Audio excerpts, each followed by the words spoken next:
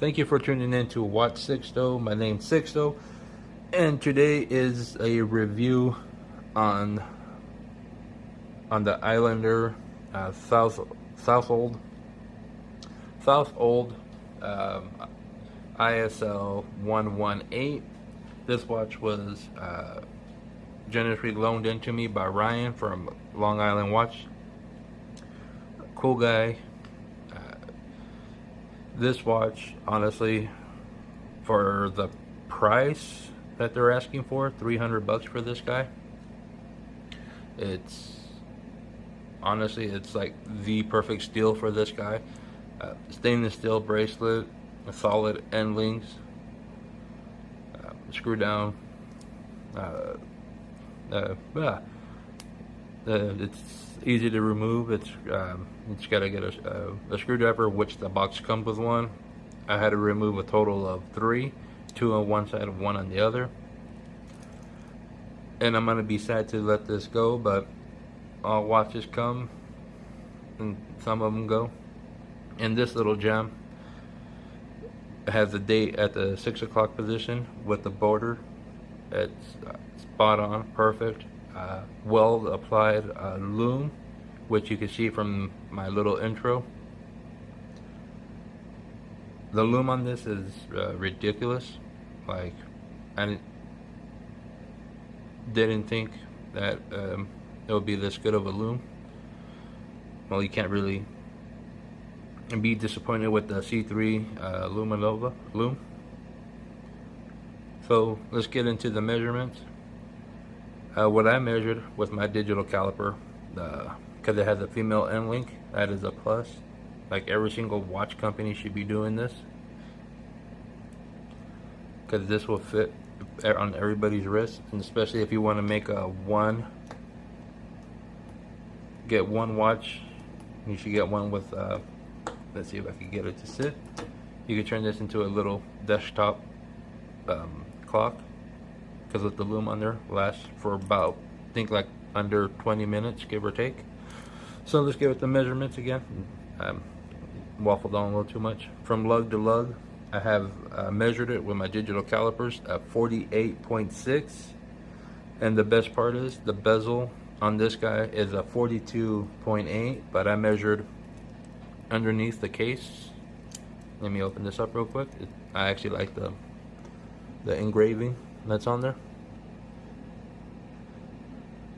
and it tells you everything on there. It's a 200 meter water resistant. For some reason, I've been having a brain fart right now. Which you could go 666 or 660 feet, which don't know who goes in that deep, but it's nice to know that your watch could withstand it. Sapphire crystal. It's an Islander, so it's pretty much repeating what the rest says, but that case back is nice. And the screw down crown, obviously that's signed. Since I had it upside down, I measured it from the 2 and the 8 o'clock. I measured that at a 41.4. The case, under the case, because the bezel itself is a 42 millimeter. The thickness with the little slightly dome sapphire crystal, I have it at what was it, 14.4. It's a 20 millimeter lug, so you can get it. This guy could be a potential strap monster, and it tapers down from 22 all the way to 18. Yeah, spot on 18. And of course, it's a milled clasp with the dual pushers and the safety latch with the insignia carved out in there. Honestly, there's not much on. Actually, there's nothing on here I would change. This watch is right off the gate a home run for the Long Island family. It wears well. It has good weight, and it has this nice little polish and brush combo, and it matches the case back design. the brush and polish. Like I said, a screw down crown. I think I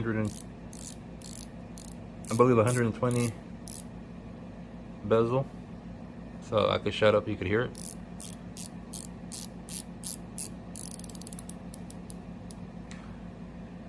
It runs on an NH35, which hacks and hand winds. 41 power reserve. You know the whole spec. Everybody loves to use the workhorse, which I don't blame them, because if it's try it to be true, keep running it until the wheels literally fall off, and it's easy to get parts for it, because since there's so much of this out, parts will be relatively easy to get, or a whole movement to a quick swap. Let me know what do you guys think about the Islander watch, and anyone, if you ever have one, what brand or what one do you have? I actually like the whole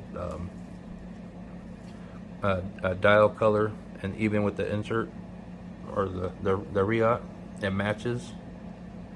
And my wife, she's only a stickler for Bulova, but when she saw this on wrist, she was actually surprised.